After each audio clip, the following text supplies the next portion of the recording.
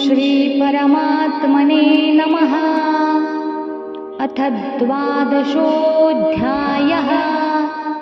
अर्जुन उवाच एवं सततयुक्ता ये भक्तास्त्वां पर्युपासते ये चाप्यक्षरमव्यक्तं तेषां के योगवित्तमाः। श्रीभगवानुवाच मय्यावेश्य मनो ये मां नित्ययुक्ता उपासते श्रद्धया परयोपेतास्ते मे युक्ततमा मताः।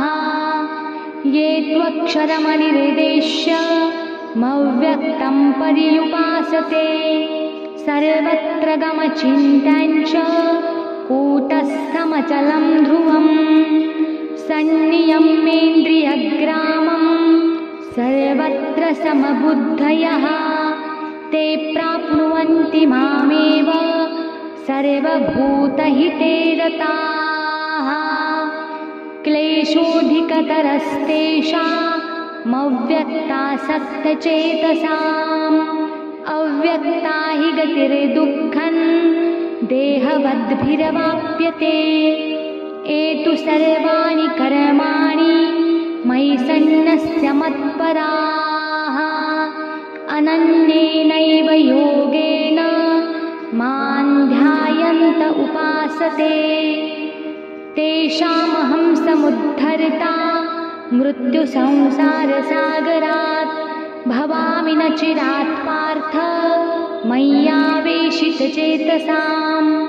मय्येव मन आधत्स्व मयि बुद्धिं निवेशय निवसिष्यसि मय्येव अत ऊर्ध्वन्न संशयः। अथ चित्तं समाधातुं न शक्नोषि मयि स्थिरम् अभ्यासयोगेन ततो मामिच्छाप्तुं धनञ्जय। अभ्यासेऽप्यसमर्थोऽसि मत्कर्म परमो भव मदर्थमपि कर्माणि कुर्वन् सिद्धिमवाप्स्यसि। अथैतदप्यशक्तोऽसि कर्तुं मद्योगमाश्रितः सर्वकर्मफलत्यागं ततः कुरु यतात्मवान्। श्रेयो हि ज्ञानमभ्यासात् ज्ञानाध्यानं विशिष्यते ध्यानात् कर्मफलत्यागाच्छान्तिरनन्तरम्।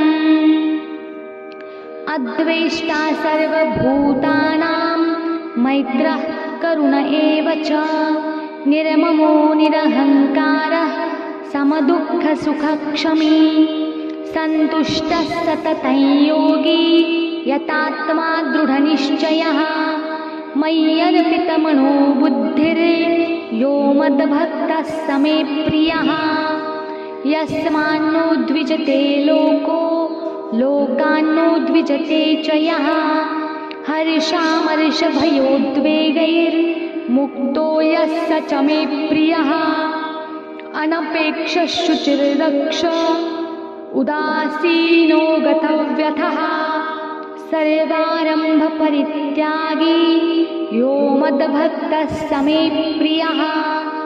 यो न हृष्यति न द्वेष्टि न शोचति न काङ्क्षति शुभाशुभपरित्यागी भक्तिमान्यः स मे प्रियः। समशत्रौ च मित्रे च तथा मानापमानयोः